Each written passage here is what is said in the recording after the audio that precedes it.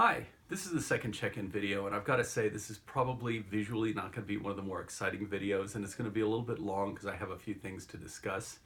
So if you are doing something else and want to, put something else on your computer screen or not pay attention, I really don't have anything visually to show you. I'm not going to go like this and, you know, clarify everything like that. I promise you. My hand gestures are horrible anyway.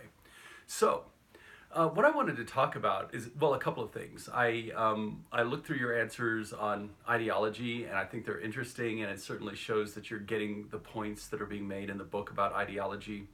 I should point out that most of the Republicans, actually all of the Republicans, identify themselves as conservative, and even though they don't use the word a lot, the Democrats will identify themselves as liberal. Although Bernie Sanders is interesting because he also identifies him as socialist, which puts him on the farther left-hand side of that linear ideological spectrum. What's interesting is the Republicans are now arguing about who's really conservative and who's not. People consider people like Kasich and Jeb Bush to be a little too moderate, whereas Cruz and Rand Paul and Marco Rubio see themselves as the true conservatives. And now there's a little bit of argument about Trump. The National Review, which is a conservative magazine, has an issue out now where a lot of thinkers are questioning Trump's conservative credentials. And so that's going to be an interesting argument moving through. And of course, now we're talking about the Republican base, which is basically conservative, and the Democratic base, which is generally to the left or more liberal. All right, so on February 1st, we have the Iowa caucuses. And I bet you're wondering, why do we care about the Iowa caucuses and why Iowa? So let me start from the very beginning. Okay, not the very beginning.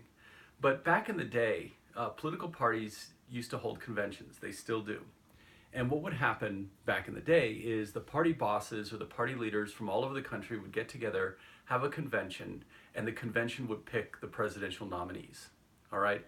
So these bosses would get together, and you have to have a majority of delegates, and so they would vote and vote and vote until somebody had a majority, and people would enter the race and exit the race, and it was really all about the convention. Now, they started to have primaries, and primaries did have some significance, although they didn't choose a lot of delegates. In 1912, Theodore Roosevelt ran in 4 Republican primaries, won all of them, but the Republican Party still went with Taft. And that turned into a divisive election, actually, which was won by Woodrow Wilson. In 1960, John F. Kennedy won the Democratic primary in West Virginia, which is really important because he, as a Catholic, showed that he could win in a Protestant state. And that helped convince the party leaders that Kennedy would be a good nominee. And so back in the day, primaries were really just done to show electoral strength, and the party leaders could use them or ignore them as they chose. Now this changed after 1968. In 1968, in the Democratic primary, what happened was Lyndon Johnson didn't win New Hampshire as well as he thought he would, and so he dropped out of the race. And it turned out to be a race between Eugene McCarthy and Bobby Kennedy, both of whom were anti-war, anti-Vietnam War. Well, Bobby Kennedy gets assassinated after the California primary, which was the last primary of the season. And when the party bosses got together, even though there were a lot of anti-war votes, a lot of young people got involved, it turns out that instead of going with Gene McCarthy, who was the candidate left, they decided to choose Hubert Humphrey, who was the sitting vice president. And of course, Humphrey lost to Nixon. The rest is history. But the 1968 Democratic convention had riots. It was held in Chicago, and one of the most notorious Democratic bosses was Richard Daley, the mayor of Chicago. And a lot of protesters went to protest the Democratic convention because they were nominating basically a pro-war candidate. And Daley's police went out and fought against some of the protesters. There were riots, and it was a horrible mess.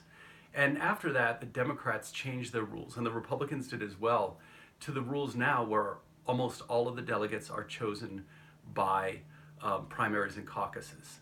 Now, the difference between a primary and a caucus is that a caucus, you have to go up to a place and meet and discuss, and then you vote for delegates that go to conventions to select the delegates that go to the national convention. A primary, you're voting directly for the delegates. Okay, this is important because caucuses take more time and more commitment. A primary, you show up, you vote, you leave. A caucus, you're basically giving up your evening. And I know in Colorado that was a big deal because for some reason we seem to hold our caucuses the same night as the NCAA basketball championship. You know, and that's a tough call for some of us. Anyway, not for me, of course. I go to the caucus. But in any case, the goal is still to win a majority of the delegates. But now the delegates are determined by primaries and caucuses. All right. So you can see where this is going. But then you're saying, well, why small states like Iowa and New Hampshire?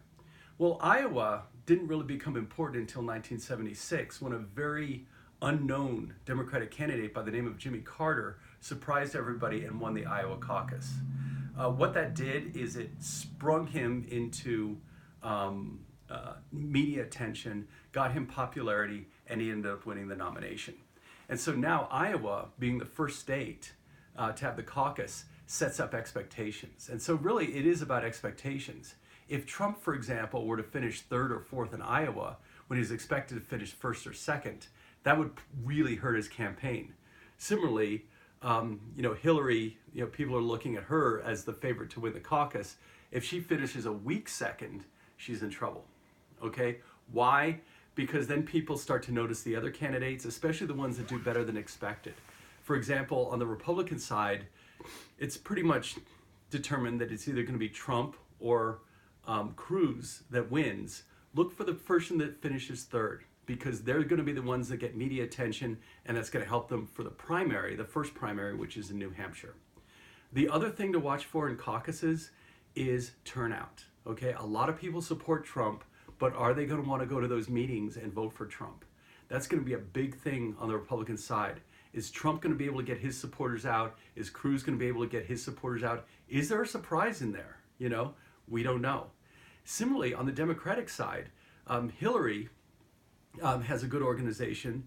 Bernie Sanders is catching up. Some of the polls actually show me even and maybe even a little bit ahead. But here's the other thing. Bernie Sanders' support is generally among younger voters. And one thing we know about younger voters is they're less likely to participate. So will Bernie Sanders be able to mobilize his voters to show up? It's an interesting question. So look for the caucus. It will be Monday the 1st. We'll probably see the results in the evening and see how people do in Iowa. And then next week I'll talk to you about, at least what happened in Iowa and maybe, sort of what we can expect when we go into the New Hampshire primary, which is close to Super Bowl time. All right? So I hope this helps clarify this. If it doesn't, I do have that discussion thread where you can post questions about politics, and if you want to know more about how the process works, I'll be talking about it as it goes along. It's really fascinating, it's interesting, and it's just a great spectator issue until we get to Colorado. When we get to Colorado, I'll tell you how you can participate, whether you're a Democrat, a Republican, or even an independent. All right? So until next week, have a great week, and again, pay attention to those Iowa caucuses. It's going to be really interesting.